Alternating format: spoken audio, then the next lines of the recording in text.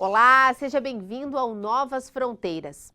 A denúncia feita pelo youtuber Felca sobre a adultização de crianças nas redes sociais não apenas viralizou, mas também trouxe um tema crucial para o centro do debate público: o limite entre a exposição e a proteção e como a infância e a adolescência têm sido antecipadas de forma perigosa no mundo digital. Essa urgência, impulsionada pela mobilização das plataformas online, chegou até o Congresso Nacional. O Senado Federal aprovou um projeto de lei que estabelece regras para proteger crianças e adolescentes em ambientes digitais. É um passo significativo, mas que levanta novas questões sobre o papel de todos na proteção de crianças e jovens.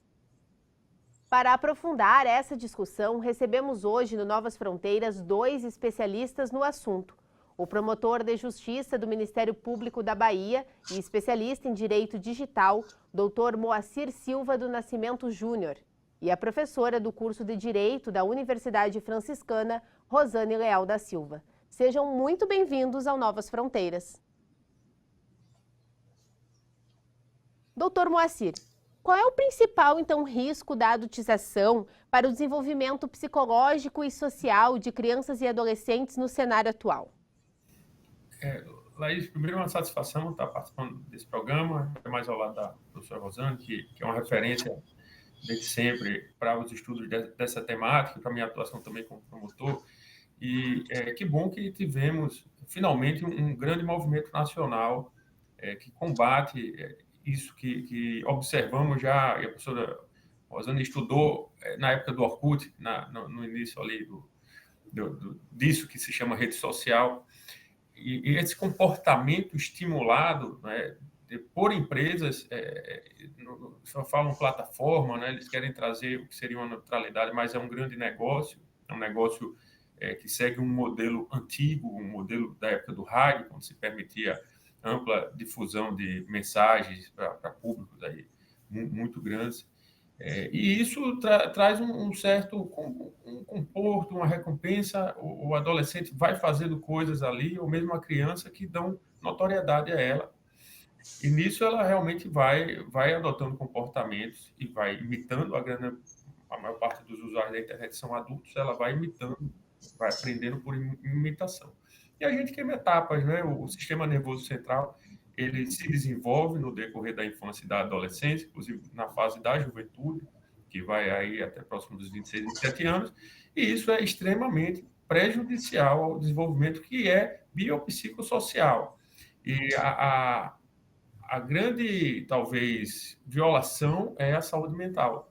E isso traz marcas, né, e sequelas, uma exposição muito precoce, é uma carga de violência, como um cancelamento, né, que isso viraliza, são expressões da internet, mas um grau de violência imposta a uma pessoa, às vezes até na fase da infância, isso vai trazer consequências seríssimas para a sua saúde mental. Esse é um dos exemplos, mas a gente pode, no decorrer do programa de hoje, tratar de inúmeros outros, né? A princípio seria isso. A criança tem que ser criança, ela tem que viver o universo infantil plenamente e não ficar agindo de quase uma forma imposta, como se adulto fosse. A gente percebe muito esse pular de etapas, né, professores? Isso é realmente perigoso atualmente. E, professora Rosane, a exposição precoce no ambiente digital é um dos maiores gatilhos, então, para a adultização. Então, do ponto de vista jurídico, quais são as principais violações de direitos que ocorrem, então, dentro deste contexto? Muito obrigada pela pergunta, uma satisfação participar do programa, com o Dr. Moacir hoje conosco, que é nosso parceiro aqui em vários projetos também na Universidade Franciscana. Com relação a essa pergunta, nós devemos lembrar que crianças e adolescentes são merecedores de uma proteção integral. E isso está previsto na Constituição Federal, isso está previsto no Estatuto da Criança e do Adolescente. E quando falamos dessa proteção integral, significa que todas as dimensões do seu desenvolvimento físico, psíquico, seus direitos de personalidade, que são também direitos fundamentais, devem ser respeitados. Então, se constitui um dever da família, da sociedade e do Estado tratar dessa criança de forma que ela se desenvolva plenamente com respeito à sua imagem, e é um dos direitos que são violados neste processo de adultização em ambientes digitais, né? Os seus dados pessoais, que também muitas vezes a sua identidade, seu nome, dados por vezes de saúde são revelados indevidamente, né? A sua integridade, inclusive sexual, porque em alguns processos há uma sexualização, né, como vimos, e isso não é de hoje, é um processo que vem desde que crianças e adolescentes passaram a ser importantes atores em redes sociais. Então, há um conjunto de violações, porque essas imagens podem ser utilizadas para os mais variados fins, né, numa violação da dignidade da criança e do adolescente. Então, há um dever geral de proteção e, ao mesmo tempo, um conjunto de violações que se observa quando há esse processo, né, de exploração dos dados e dos direitos de personalidade no ambiente digital. E, doutor Moacir, o Senado, então, ele aprovou um projeto de lei que protege, né, busca proteger crianças e adolescentes no meio digital. O que essa nova legislação, então, ela representa na prática? Estamos esperando a sanção presidencial. É um projeto que saiu do Senado. Quem fez a proposta foi o senador Alessandro Vieira, após um longo debate com a sociedade civil, e a gente precisa sempre destacar o importantíssimo trabalho do Instituto Alana na redação desse projeto de lei, que foi aperfeiçoado durante a tramitação do Senado, com muitos sustos que tomamos. Eu acompanho de perto essa tramitação desde sempre, porque eu estava em Brasília trabalhando no Conselho Nacional do Ministério Público, com alguns sustos. O poder econômico não perde tempo, ele tem interesses, e ele tentou colocar o que comumente chama jabuti, não é? E uma lei quase que traria ganhos para o grande filão que é o mercado publicitário. Isso conseguiu ser revertido em uma das comissões do Senado, foi para a Câmara, recebeu também aprimoramentos e foi votado no Senado rapidamente, né? Poucos dias depois, está com o presidente da República para a avaliação e sanção, eventuais vetos. Estamos na expectativa realmente de algo que traga uma melhora do quadro jurídico de defesa dos direitos de crianças e adolescentes no ambiente digital. Esse é o Estatuto Digital da Criança e do Adolescente, não é? Ele traz, por exemplo, uma proibição total do que se chama loot box. Loot box é uma coisa que inventaram aí, que a criança vive uma experiência de quem está em um cassino, jogo de azar do mais refinado que existe, que mexe muito com as emoções e que leva a prejuízos econômicos muito grandes para adultos. E, lógico, que a gente sabe que a criança dificilmente tem uma autonomia financeira. Isso traz também prejuízo para o adulto, mas traz danos severos, né, em termos de dependência até química, que se desenvolve, né, nessa compulsão pelo jogo. Isso é um dos pontos que eu gostaria de destacar. Isso foi, digamos, revertido no Senado, numa rejeição da modificação da Câmara. Seria um temperamento dessa proibição, e o senador relator disse que proibir. E aí, um segundo ponto, a gente pode tratar de outros também, mas que eu gostaria de destacar, é uma agência, né, com um status similar à Agência Nacional de Proteção de Dados, que vai fazer o que a gente, em língua inglesa, chama de enforcement, que não existe uma tradução literal no idioma português, mas é quem aplica essa lei. Então, uma estrutura fiscalizatória e uma estrutura também similar, como disse a agência reguladora, no sentido de uma interlocução constante com a sociedade civil, com o governo, com a academia, para que isso que está no Estatuto seja regulamentado de uma maneira que atenda a essa constante diária, talvez uma revolução horária que existe na internet. A cada momento surgem novos desafios para essa defesa dos direitos. Então, são dois pontos que eu posso destacar de um projeto que tem muitos e muitos outros pontos positivos em relação à defesa de direitos. E, doutor Moacir, esse projeto de lei, ele prevê algo para os pais? Porque dentro da denúncia do FELCA a gente viu, né, um exemplo de uma mãe que ela criava os conteúdos da filha, fazia essa exposição nas redes sociais, né? Existe alguma lei relacionada a isso? Veja, o que o FELCA mostrou são coisas proibidas, talvez, desde que o Brasil começou a ter legislações criminais na época do Império. Nós não toleramos exploração sexual de crianças e adolescentes. Isso nunca foi tolerado pela lei e não precisaríamos de uma lei para dizer que uma mãe não pode expor eroticamente uma criança em onde quer que seja, sobretudo no que chama uma transmissão em massa de imagens e tons de imagens. Isso é crime grave. A lei não tem como trazer um avanço sobre isso. Em relação aos pais, trouxe um dever das plataformas, que se chamam plataformas, que se chama na lei plataforma, mas que são empresas, essas empresas que mantêm as redes sociais, parem de monetizar isso, parem de usar esse conteúdo para colocar ao lado de uma imagem de uma menina de 9 anos dançando de biquíni, uma música que fala sobre unicamente questões sexuais, coloque propaganda de biquíni, coloque algum tipo de propaganda ao lado. Isso é abominável, você monetizar esse comportamento, esse tipo de situação, né? E que isso está escrito na lei. Sobre os pais, não o que a gente vê lá é um estímulo ao que seria o acompanhamento, né? Vincular as contas, a conta da criança ou adolescente tem que estar vinculada a uma conta, o pai tem que instalar controles parentais, mas acho que pode discutir um pouco mais isso.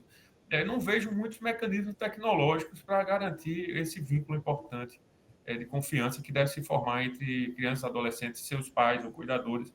Isso vai muito além de ferramentas tecnológicas. Isso envolve realmente pleno exercício dos deveres inerentes ao poder familiar. Então, não é algo que me anima muito o que veio nesse PL sobre o exercício responsável desses deveres. E, professora Rosane, a legislação ela é um passo importante, mas o comportamento online ele também é muito fundamental. O que os pais eles podem, então, e devem fazer para combater essa adultização e garantir também um ambiente seguro, né, um ambiente digital seguro para os filhos? Muito na linha do que o Dr. Moacir vinha falando agora na parte final da exposição dele, também é a questão da presença e do acompanhamento desses pais, né, de ser realmente presença, de entender que nos primeiros anos de vida não tem, né, até os 2 anos de idade, não disponibilizar telas, né, dos 2 aos 5, se necessário, um uso muito moderado, que não ultrapasse 1 hora, né, de fazer um uso acompanhado, porque se sabe pelas pesquisas que os estilos parentais influenciam muito. Então, o que os pais fazem e como eles utilizam a internet vai ser um ponto de referência para essas crianças e adolescentes usuários. Então, estabelecer sempre uma oportunidade de acompanhar os filhos, de interagir com eles, saber o que eles fazem na internet, quais os sites que visitam, mas não como algo opressor, mas sim como algo que faz um acompanhamento, reconhecendo a autonomia progressiva dessa criança e desse adolescente, ou seja, que nos primeiros anos de vida ele vai precisar de um acompanhamento muito mais presente e com orientações.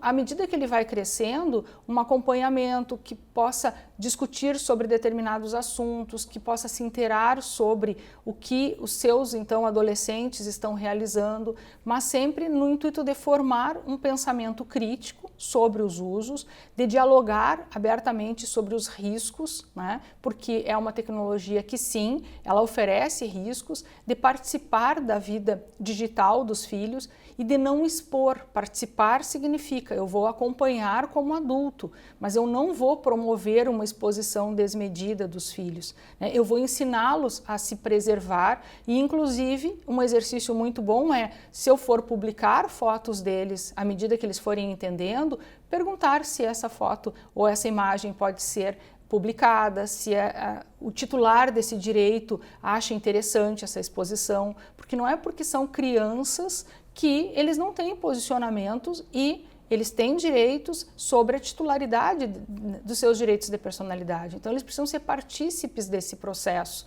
né? E esse processo ele precisa ser acompanhado pelos pais, ele precisa ser orientado, né? Sempre com um diálogo seguro, de confiança, para que numa situação de violação, essa criança e esse adolescente não fique em silêncio diante da violência que ele esteja sofrendo na internet, que ele tenha nos pais um referencial para lhe apoiar e tem a confiança necessária para divulgar, contar eventuais situações, porque muitos são vítimas de situações que não contam, não reportam para os pais, o que só aumenta a situação de violência vivenciada. Então é um acompanhamento bastante importante que os pais precisam fazer. Eles não podem abrir mão do seu espaço de pais, né, entregando isso para as plataformas, para as empresas que exploram essas tecnologias, né? Então, é preciso ser presença no ambiente digital junto com os filhos.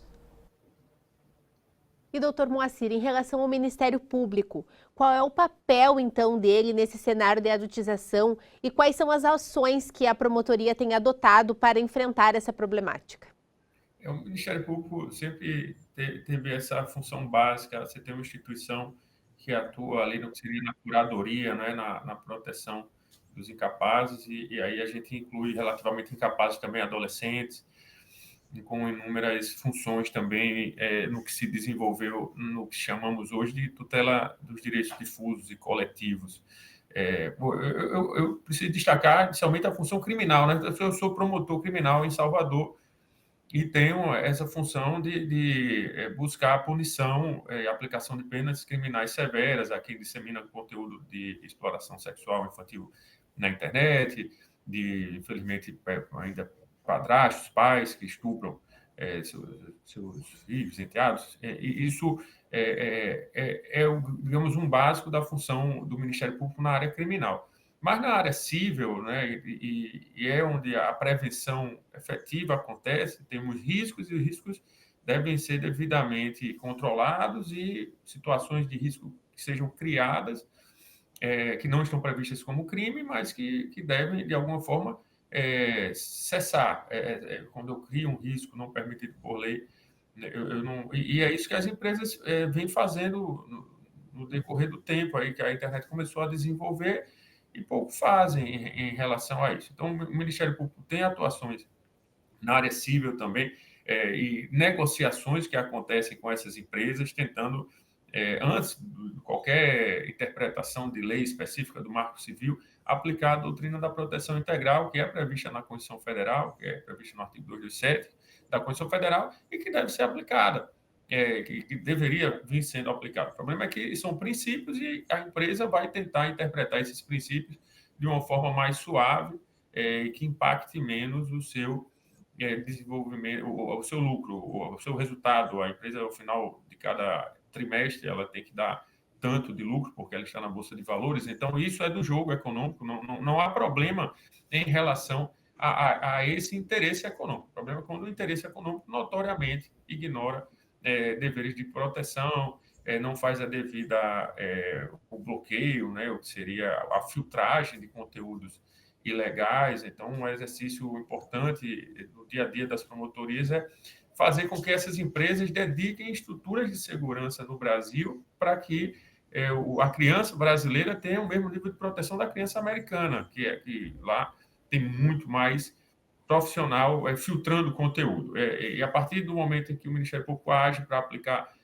condenações por compensação do dano moral coletivo, e o que vai ficar mais fácil agora com o PL 2628, a tendência é que essas estruturas de segurança, que esse investimento interno, que as empresas investam nessa segurança, e eu tenho esse como talvez o trabalho mais importante que o Ministério Público faça, que vai atuar na prevenção. O trabalho criminal é importante, mas a gente está tratando em geral, no âmbito criminal, um dano que já aconteceu, uma vida que vai ali seguir, né, mas impactada por um trauma na infância, um trauma na adolescência. Não é isso que a gente quer. A gente precisa prevenir os danos e olhar bem, com cuidado mesmo, para que esses riscos não sejam...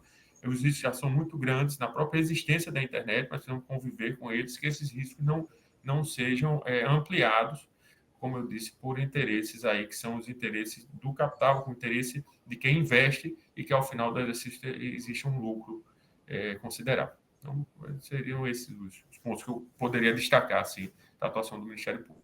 E, professora Rosane, o combate à adultização, ela exige, então, uma abordagem multidisciplinar.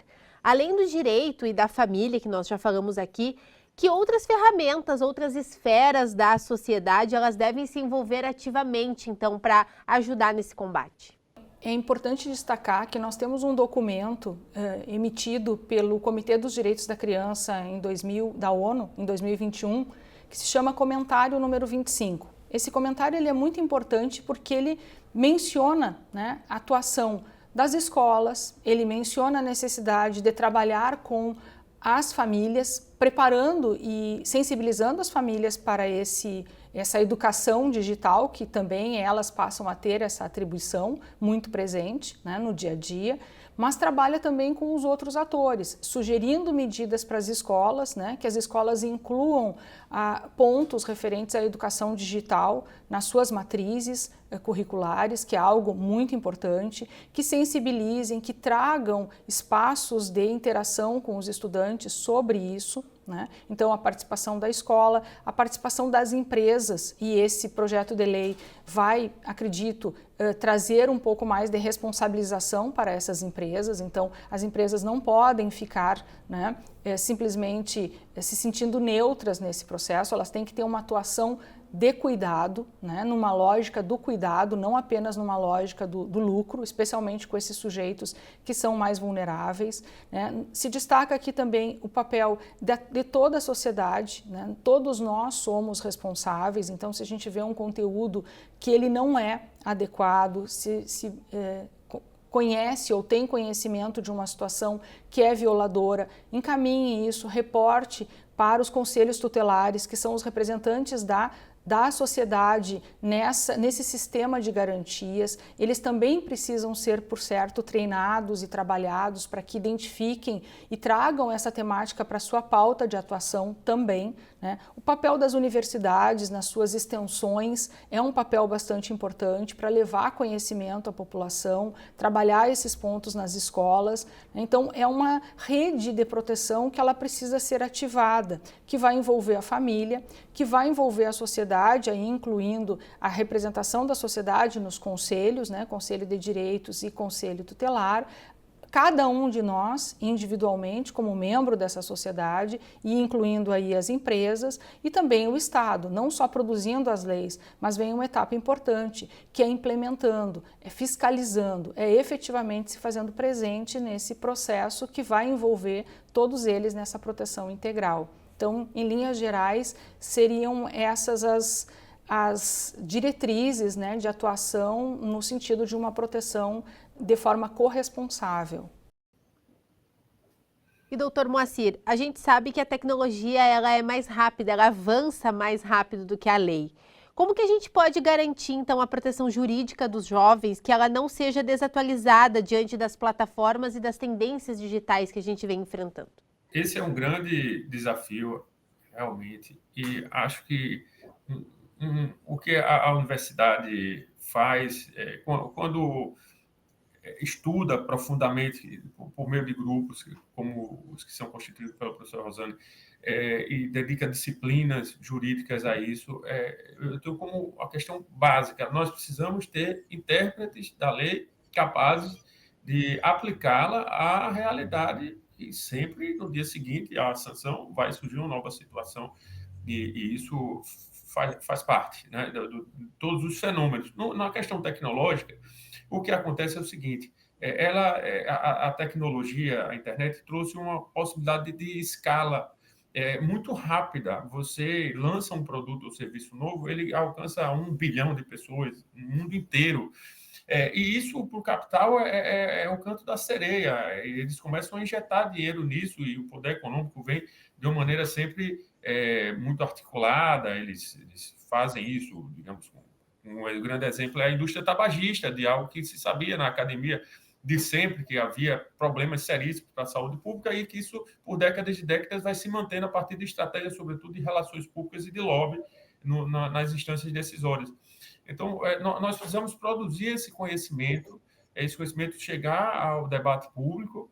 E veja, o FELCA usou, não é, um artifício que é o YouTube para trazer a informação. Então, nós precisamos, de certa forma, hackear a coisa, né? Que a ideia do hacker não é aquele crime, o hacker não é um criminoso, né? O hacker é alguém que tem uma criatividade e consegue usar algo que foi feito para fazer isso, e ele faz aquilo é algo bom, né? A princípio, seria algo bom que pode ofender algum interesse econômico, mas que ele teria realmente uma intenção melhor. Então, é quase hackear a legislação, né? Vamos colocar nesse sistema. Aplicar o direito que foi pensado, por exemplo, para revistas, né? A gente tem um artigo do Estatuto que trata de revistas com conteúdo inadequado. A gente tem dispositivos no Estatuto que tratam de acesso a locais de sinuca e bilhar, não é? Sinuca, bilhar, são várias expressões aí, um país do nosso tamanho, nós somos do Rio Grande do Norte, e temos o Rio Grande do Sul, temos o Amazonas, temos o Roraima, é um estado é difícil legislar para regular uma situação de um país do tamanho do Brasil, então precisa de intérpretes, de juízes que decidam sensíveis a essas realidades novas e diferentes e diversas. Então, eu acho que o grande ponto realmente é essa dedicação à reflexão profunda sobre os fenômenos e a aplicação de legislações boas, excelentes, em uma Constituição Federal democrática que tem muito a contribuir para essa defesa de direitos. Bom, o nosso programa está chegando ao fim. Dr. Moacir, eu gostaria de agradecer a sua presença aqui no Novas Fronteiras, por conversar conosco, trazer a sua abordagem, né, desse tema tão importante, necessário e urgente, que é essa exposição à adultização de crianças e adolescentes, então, no meio digital. Obrigada pela sua presença. Eu que agradeço, uma satisfação sempre estar perto da professora Rosane e discutindo ainda mais uma temática tão importante quanto essa. Muito obrigado mesmo pelo convite. Professora Rosane, agradeço também a sua presença aqui no Novas Fronteiras.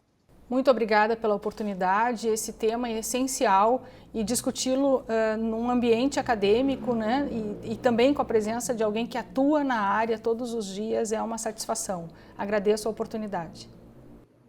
Obrigada. E a você que nos acompanhou, agradeço também a sua presença. E lembrando que para rever este programa e outras edições do Novas Fronteiras, você pode acessar o nosso canal do YouTube. Até a próxima. Tchau, tchau.